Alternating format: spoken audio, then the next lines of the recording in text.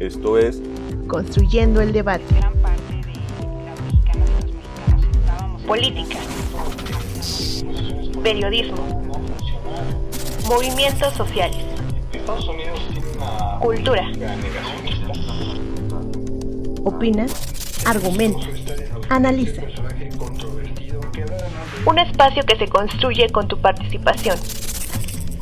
Esto es Construyendo el debate.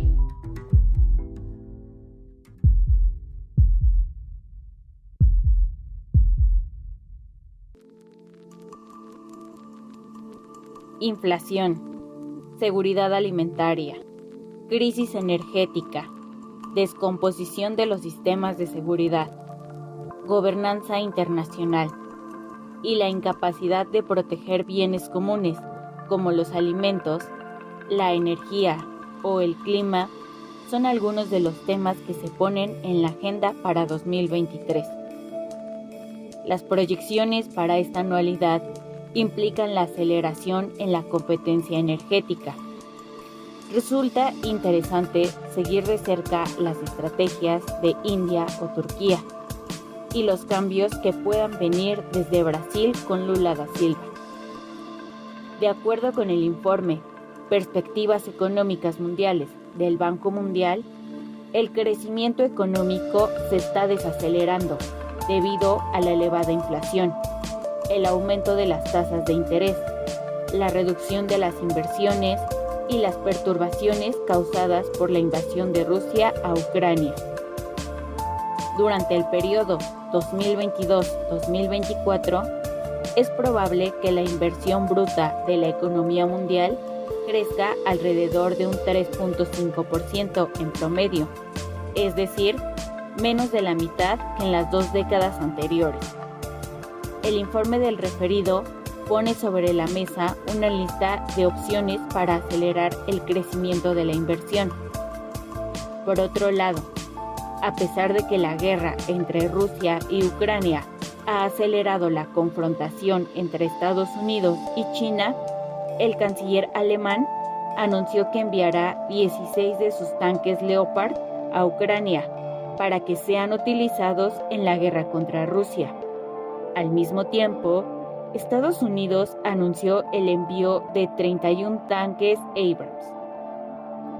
Con información de la BBC, El País, El Economista, El Banco Mundial y CNN Español, mi nombre es Mariel Cabello y estás escuchando Construyendo el Debate.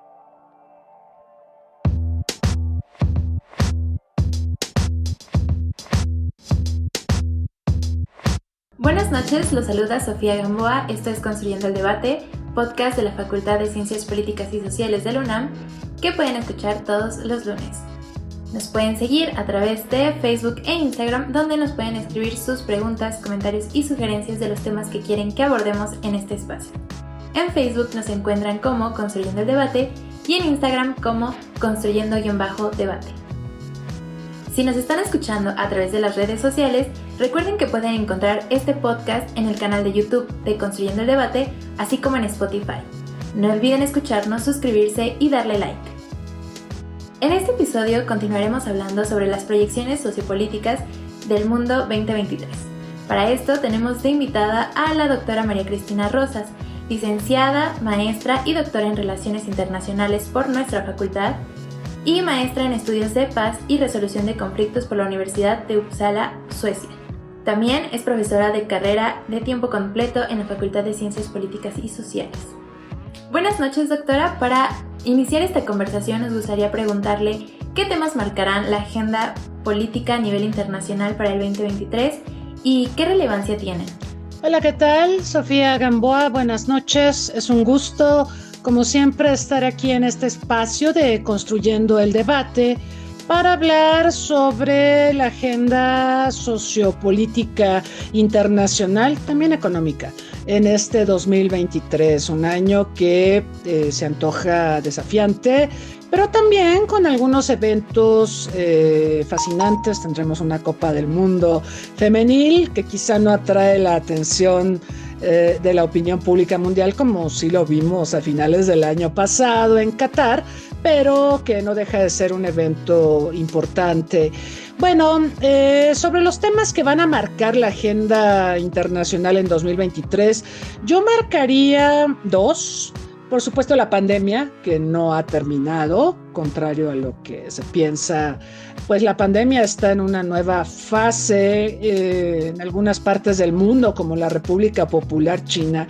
Ha pasado que como China renunció a su política de COVID-0 y pues tuvo en medio de protestas sociales que abrir las actividades, reanudarlas. Entonces, como estamos también en el arranque del año nuevo chino, pues hay un movimiento muy grande de personas, desplazamientos, en fin, flujo de visitantes que hacen que las nuevas cepas del SARS-CoV-2, del COVID-19, se propaguen rápidamente, y ahora tenemos a China y a una parte importante de países de Asia como epicentros de la enfermedad. Es importante insistir en que hay que ponerse los refuerzos, en que todavía no hemos logrado superar a la enfermedad. Las vacunas han ayudado, pero también tenemos que lidiar con la infodemia, toda esta información que circula, que no es veraz a propósito de la enfermedad, y por supuesto están los antivacunas que le han hecho mucho daño a la salud mundial. Es importante ponerse los refuerzos, es importante en zonas muy concurridas usar el cubrebocas, porque además, por ejemplo, en este hemisferio norte donde se encuentra también nuestro país, tenemos la estación fría. Y en la estación fría tenemos otras enfermedades de las vías respiratorias que pueden afectar la salud negativamente. Entonces, ese es uno de los temas que habrá que estar mirando. Está la reactivación económica, que esperábamos que desde el año pasado pudiera prosperar a la luz de la vacunación contra el SARS-CoV-2 y la necesidad tan desesperada que tienen las naciones de ponerse de pie después de los estragos que generó la pandemia. Pero en esas estábamos cuando el 24 de febrero del año pasado comenzó la llamada Operación Militar Especial de Rusia en Ucrania, una guerra que este año, el próximo 24 de febrero, va a cumplir un año, 12 meses ya de conflicto armado. Un conflicto que se ha complejizado, se ha prolongado, un conflicto en donde Rusia ha sido sancionada por la comunidad internacional, no por toda, hay países que se han resistido a hacerlo, entre ellos México.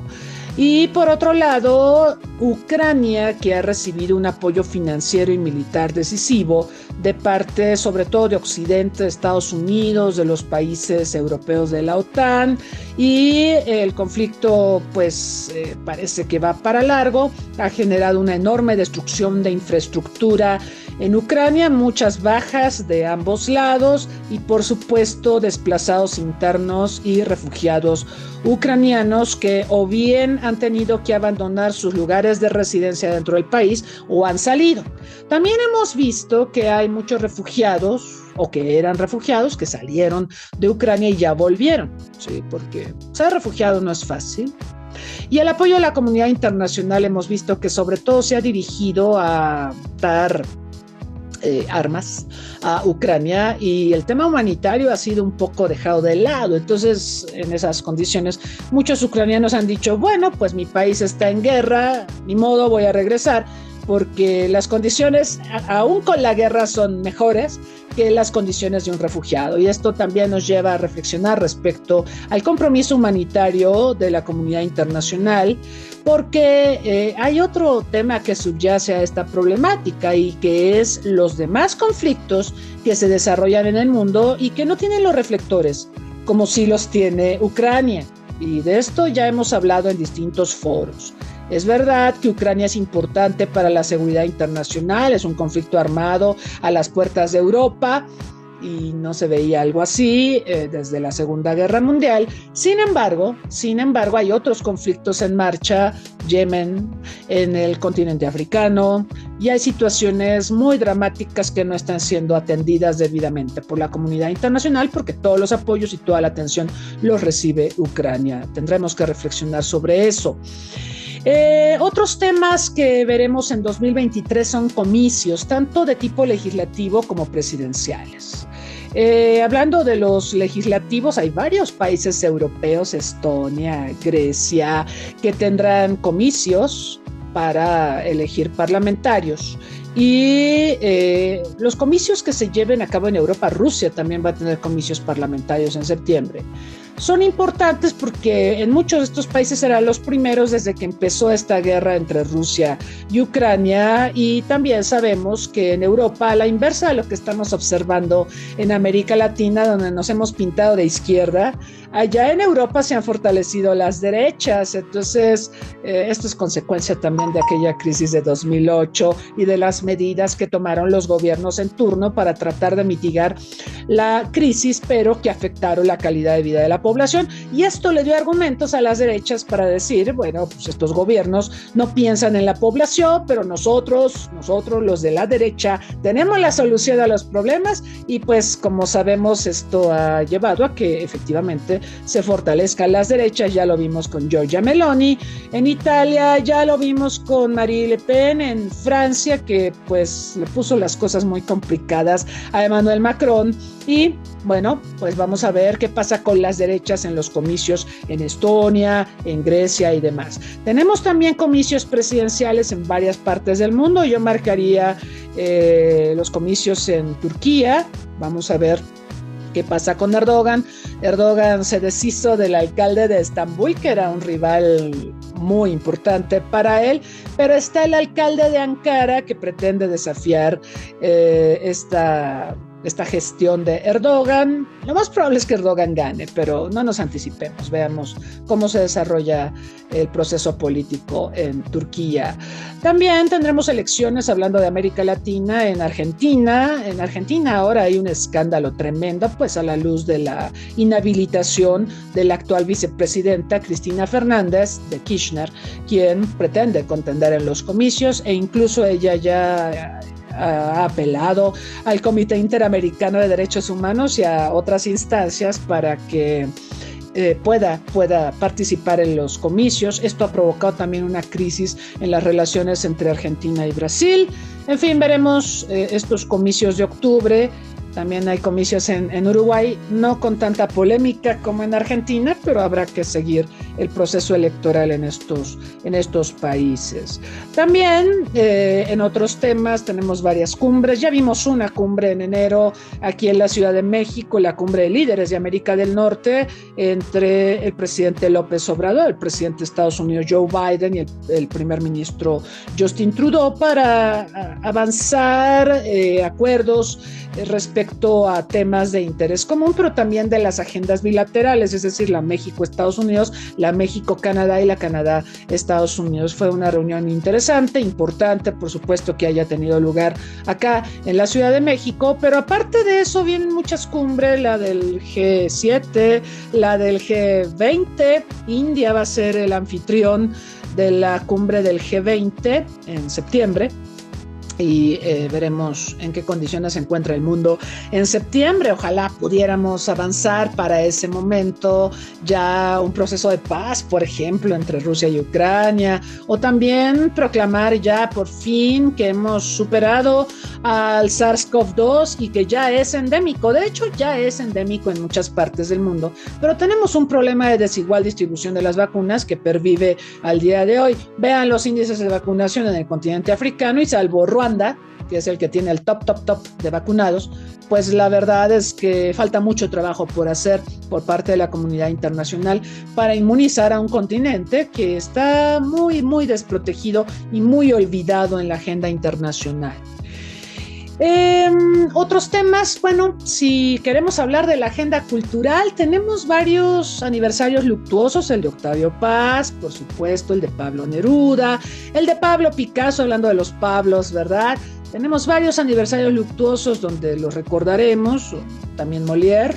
y otros más. Entonces tenemos una agenda cultural nutrida, tenemos también varios eventos culturales vistos desde la cultura popular que son atractivos. Ya vimos los Globos de Oro, vimos con mucho gusto que Guillermo del Toro con su Pinocchio, con Pinocho, se alzó con el Globo de Oro, maravillosa película que si no han visto sería importante que la vieran. Y el próximo 12 de marzo tendremos la premiación de los Oscar, donde Guillermo del Toro nuevamente está nominado en la categoría de Mejor Película Animada. Le deseamos mucha suerte.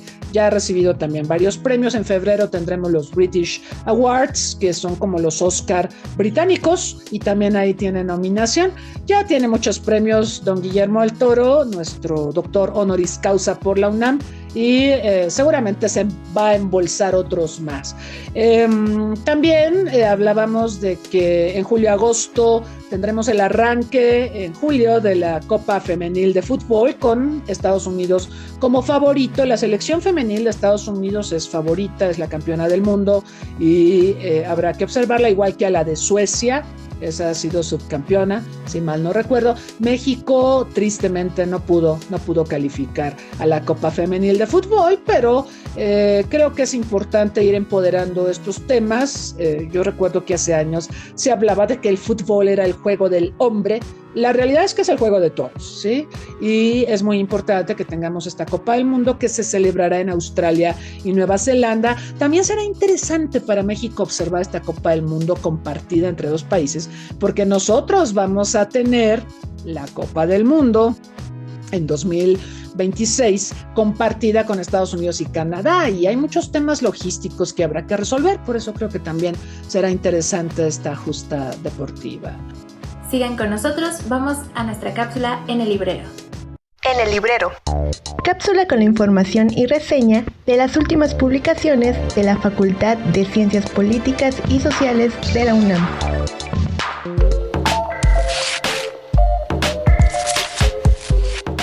¿Alguna vez te has preguntado cómo se ha transformado socialmente el gobierno de nuestro país? ¿Cómo se ha adaptado un gobierno que lleva tantos años existiendo con las nuevas generaciones y las nuevas tecnologías? Estas y otras preguntas son resueltas dentro del libro titulado Tendencias del análisis de políticas públicas en México, hacia el fortalecimiento metodológico e institucional del ciclo de políticas, escrito por el doctor Maximiliano García Guzmán. En este libro se concentran múltiples colaboraciones de profesores, con el fin de ampliar la comprensión sobre las distintas etapas significativas de transformación social que se han implementado conforme al estudio de las instituciones gubernamentales en nuestro país. El libro se divide en 7 capítulos. El primero de ellos lleva el nombre de La política de gobierno abierto en la Ciudad de México.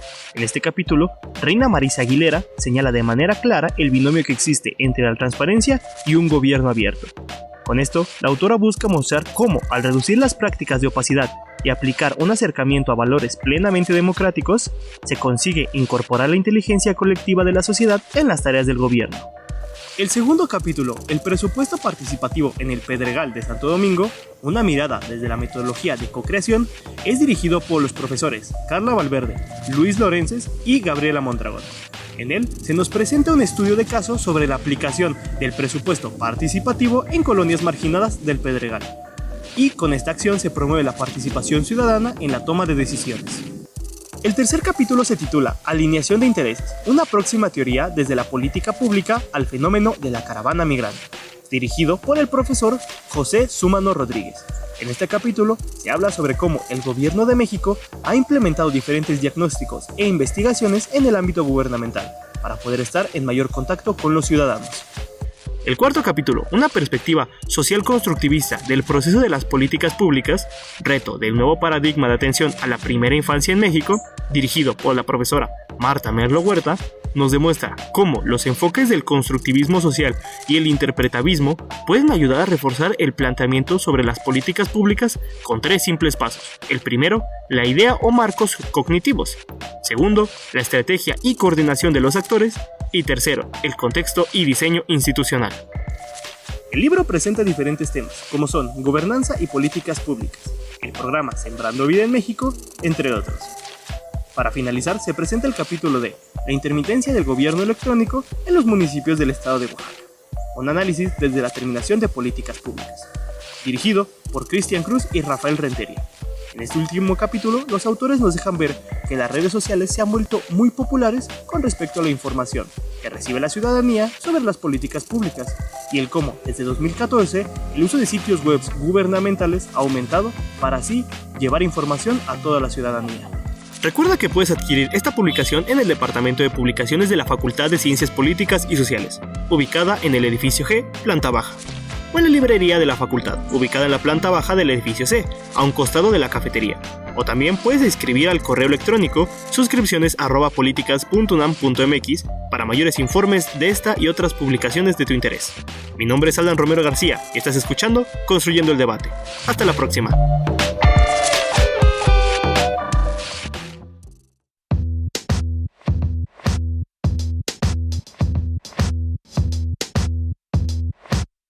Ya estamos de vuelta. Resulta muy interesante su comentario sobre cómo evolucionó el tema de la pandemia, tanto en lo social como en lo económico, pero sobre todo destaco el periodo de cambio que implican los comicios y su tendencia política. Retomando un poco la parte económica, ¿de qué manera la guerra en Ucrania ha acrecentado los problemas económicos en la Unión Europea y cuál es su impacto a nivel global? Evidentemente este conflicto ha desquiciado a los mercados internacionales, ha favorecido la inflación, ha provocado muchos movimientos en los precios de los hidrocarburos. No ha resultado catastrófico. En algún momento pensábamos que la amenaza rusa de cerrar la llave de los combustibles a Europa iba a resultar catastrófico para Europa, pero Europa ha logrado ser resiliente. Europa está trabajando mucho también en tecnologías limpias, pero también está usando muchas tecnologías sucias. Están regresando al carbón, por ejemplo, que es altamente contaminante. También hemos visto que la guerra desquició los precios de los granos a nivel internacional, porque tanto Rusia como Ucrania son importantes proveedores de granos básicos, y esto ha tenido muchos impactos en la seguridad alimentaria de diversos países, entre ellos, por supuesto, los olvidados de la agenda internacional, como son los países africanos. Por supuesto, hemos visto un aumento en los presupuestos de defensa, que tradicionalmente ha ido a la alza el gasto en defensa de gran parte de los países del mundo, incluso en pandemia. Esto habría que marcarlo. La lógica diría que si tienes una pandemia, pues deberías de destinarle más recursos a lo civil, al desarrollo, a hospitales, a enfermeros, médicos, etcétera, pero no. De hecho, el presupuesto bélico ha seguido en aumento y la guerra en Ucrania lo único que hace es dar más pretextos para que el presupuesto militar siga en aumento. Esta guerra también ha vuelto a poner en el ojo del mundo la amenaza nuclear, porque tanto Rusia como Estados Unidos ya consideran el uso de armas tácticas en combate. El caso de Estados Unidos es impresionante, esta doctrina nuclear nueva que se dio a conocer el año pasado, donde se señala que Estados Unidos tiene un stock estratégico de armas nucleares que ya no disuade, que ya no intimida a los países del mundo. Claramente está pensando en Rusia y en China, y que por lo tanto es importante desarrollar armas nucleares pequeñas, los famosos mini nukes, para poderlos emplear y de esta manera disuadir a Rusia y a China y a otros, ¿no? Como Corea del Norte. Los mini nukes son bombas atómicas de pocos kilotones, como aquellas que se usaron en Hiroshima y Nagasaki, 20 kilotones, 15 kilotones, que son suficientes para devastar una extensa extensión, valga la redundancia, de terreno, con todo lo que hay ahí, personas, infraestructura, etcétera. Entonces es muy macabra esta doctrina nuclear de Estados Unidos, pero pues ya se contempla tristemente el uso de armas nucleares en combate, algo que hasta no hace mucho no se contemplaba. Es una noticia muy triste.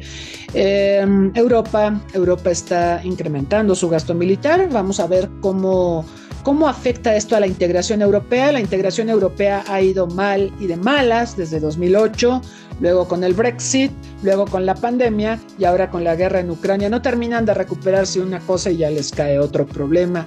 La integración europea requiere presupuesto, requiere dineros, y ahora estamos viendo que hay una fuerte presión de Estados Unidos sobre sus socios europeos de la OTAN para que eleven el presupuesto militar, y esto va a tener impactos en las esferas civiles de la integración europea. Vamos a ver qué tanto retarda esto los objetivos de la integración o la recuperación económica que requiere también desesperadamente Europa después de lo que hemos visto en pandemia.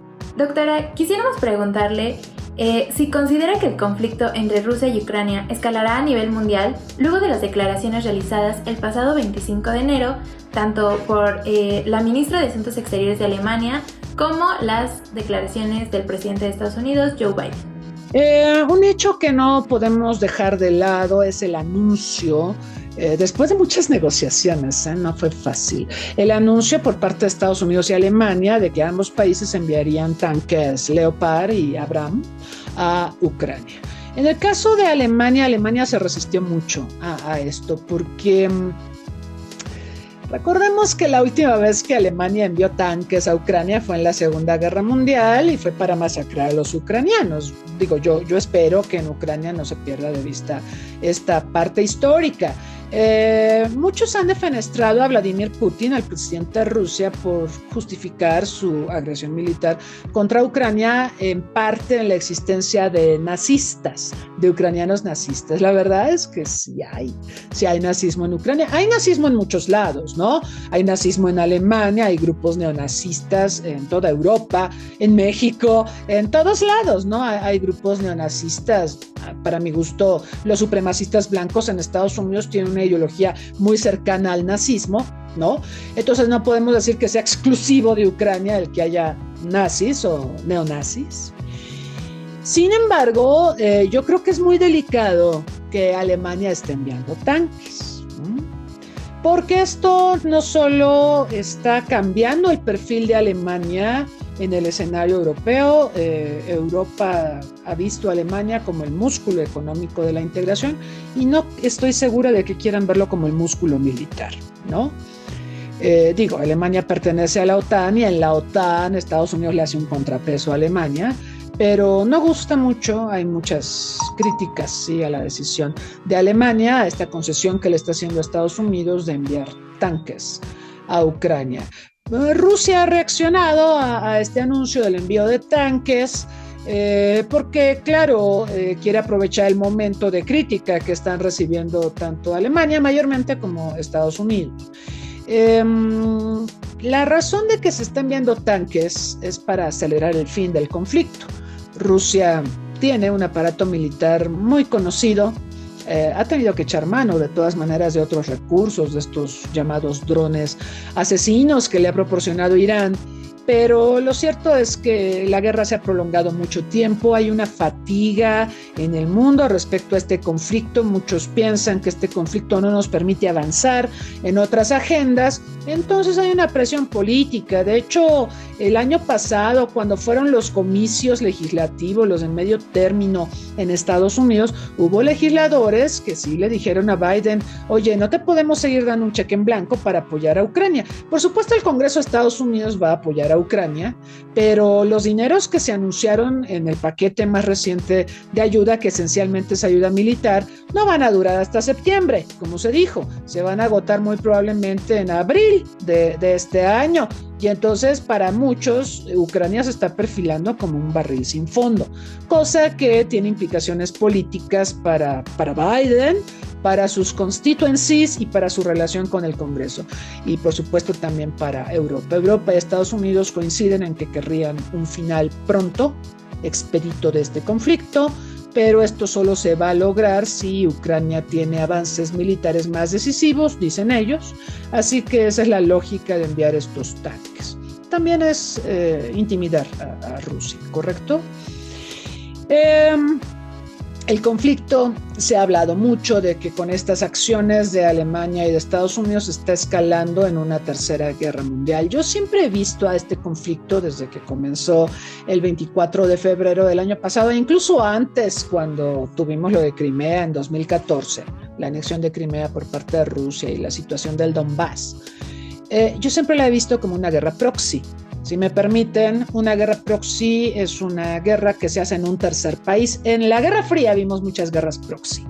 Las guerras proxy convocan a grandes poderes, pero estos grandes poderes no se enfrentan entre sí, sino que se enfrentan de manera indirecta en un tercer país. Lo vimos, por ejemplo, en el proceso de independencia del Congo belga, en gran parte de los procesos de liberación nacional que se libraron en Guerra Fría. Y ahora lo estamos viendo en Ucrania, ¿sí? Donde se están enfrentando en esencia Rusia y Estados Unidos, bueno, y la OTAN, Polonia y todos ellos.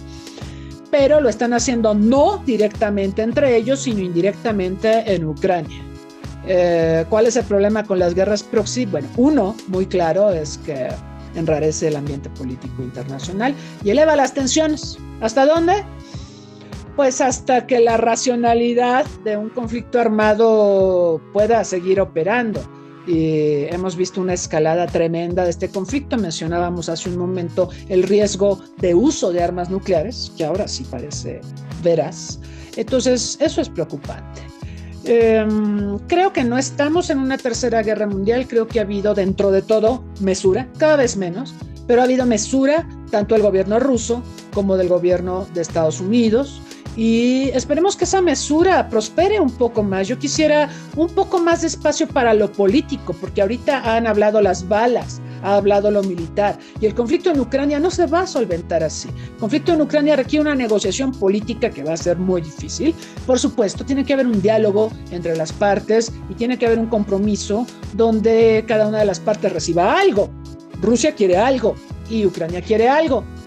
Va a ser difícil empatar las agendas sobre lo que quieren estos dos actores, pero para eso son las negociaciones. Y no hemos visto mucha diplomacia en este conflicto. Hemos visto amenazas, hemos visto envío de armas, hemos visto más amenazas, más bombardeos, ataque a población civil, etcétera. Eso pues obviamente enrarece el ambiente. Esperemos, y es mi deseo, que en 2023 veamos un final de este conflicto gracias al predominio de la diplomacia y de la concertación política. Como menciona, será interesante ver cómo evoluciona la relación entre Ucrania, Rusia, Alemania y sobre todo con Estados Unidos. Doctora, le agradezco mucho su participación en este programa. La verdad creo que fue muy esclarecedora su visión y análisis sobre estas problemáticas que abordamos y esperamos poder contar nuevamente con su opinión en futuros programas. Muchas gracias, Sofía Gamboa, es un placer y espero que tengamos oportunidad de seguir dialogando sobre la compleja agenda internacional de este 2023. Feliz año a todos, gracias, hasta la próxima. Gracias a ustedes por escucharnos. Recuerden que nos pueden seguir vía Facebook como Construyendo el Debate y por Instagram como Construyendo_Debate. Pueden escuchar los episodios pasados en nuestro canal de YouTube, en Spotify y a través de la página Cultura con Polacas. Si les gustó este programa, regálanos un like, suscríbete y compártenos con tus amigos y amigas. Este podcast es producido por la Coordinación de Extensión Universitaria de la Facultad de Ciencias Políticas y Sociales a cargo de la maestra María Auxiliadora Sánchez Fernández. En la producción, Carlos Corrés Cajadillo. En la redacción, Mariel Cabello Hernández. En la producción de cápsulas informativas, Sebastián Guzmán y Brandon Rodríguez. En diseño e imagen, Ángel Alemán y Eli Orozco. Se despide de ustedes Sofía Gamboa. Hasta la próxima.